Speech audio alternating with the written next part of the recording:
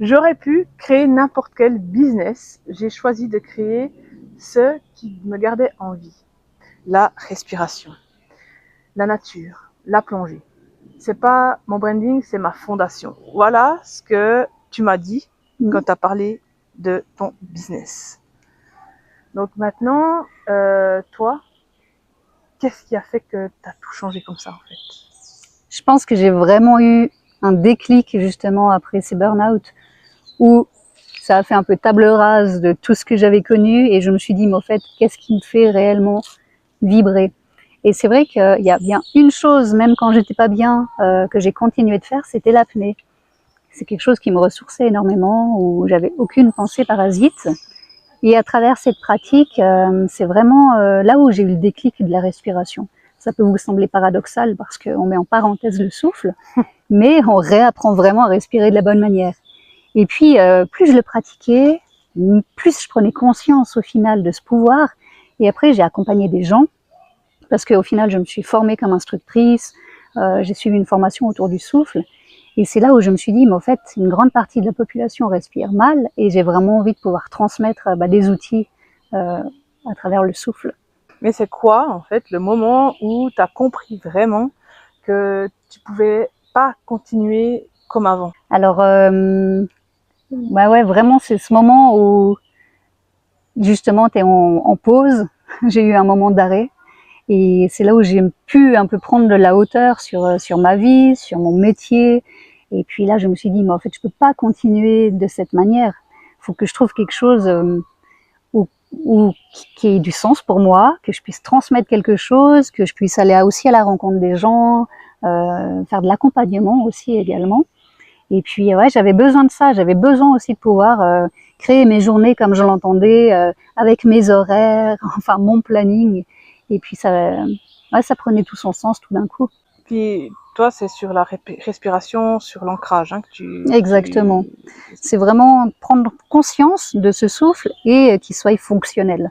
Donc vraiment l'ancrage et toute la relation au système nerveux. Ouais, c'est ça. Ce que tu décris, c'est exactement ça. C'est ce que je vois avec les mamans aussi que j'accompagne, c'est quand le système nerveux, il est à bout, ça va plus. Mais quand il est régulé, les choix deviennent en fait beaucoup plus clairs, plus faciles. Même les grandes choses de la vie, en fait. Est-ce que c'est quelque chose que tu as vécu aussi?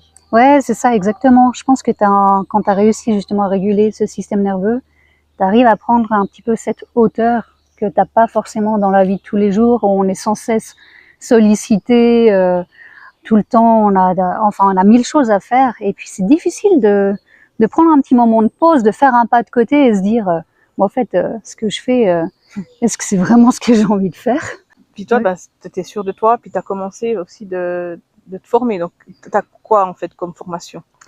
Alors ouais, je me suis formée. Donc tout d'abord, l'apnée, ça fait déjà un moment que j'ai une assoce avec un ami. Et puis on a vraiment passé ensemble le papier d'instructeur pour pouvoir accompagner au mieux les gens. Et puis après ça, j'ai fait une formation dans le souffle. Donc vraiment tout ce qui est postural, fonctionnel, biochimie, enfin tout un tas de trucs, voilà, pour être, avoir des bonnes bases et puis pouvoir transmettre de la meilleure manière qu'il soit.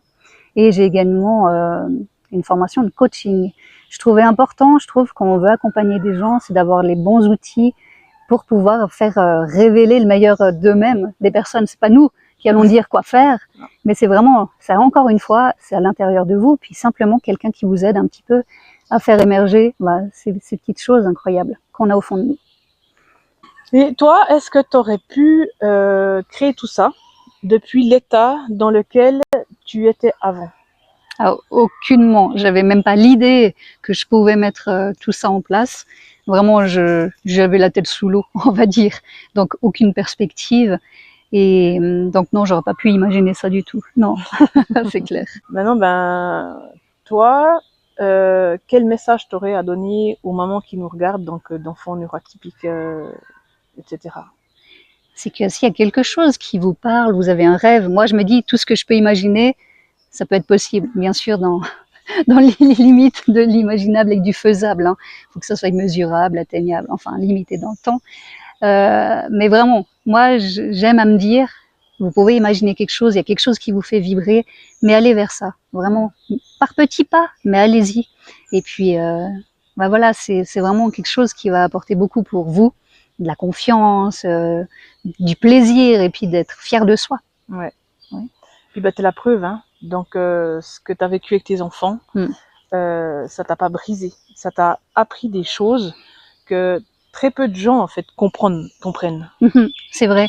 C'est vrai que certaines personnes pourraient le prendre dans le sens ah là voilà j'étais au fond du trou et tout ça, mais moi j'ai trouvé que c'était vraiment un levier de transformation, si je peux dire comme ça. C'était dur, hein, je vais pas le cacher, hein, il y a des périodes qui sont vraiment pas faciles du tout, mais c'est un apprentissage. Et puis vraiment on en ressort vraiment grandi avec beaucoup plus d'outils disponibles. Et puis après vraiment on a cette espèce de force de mettre les choses en place et puis d'y aller. Ouais, c'est ça. Maintenant, est-ce que tu as juste une petite phrase de clôture qui te vient comme ça là? Ben, une petite phrase de clôture, je dirais, prenez soin de vous et puis écoutez un petit peu cette petite voix qui est peut-être là au fond en train de vous dire peut-être quelque chose et puis de mettre les choses petit à petit en marche. Ouais. C'est ça. Pas rester stagnant. C'est ça. Si tu as une idée qui t'attend, ben, elle va t'attendre. Mais pour que toi, tu sois prête en fait. C'est ça. Donc, et pour être prête, il faut d'abord se stabiliser. Et c'est exactement sur quoi on travaille les deux. Donc, je vais vous mettre le lien en description de nos comptes Insta, nos sites internet, afin que vous puissiez nous contacter si vous le désirez, atteindre ce rêve en fait que vous avez en vous. Tout à fait. Merci. Salut!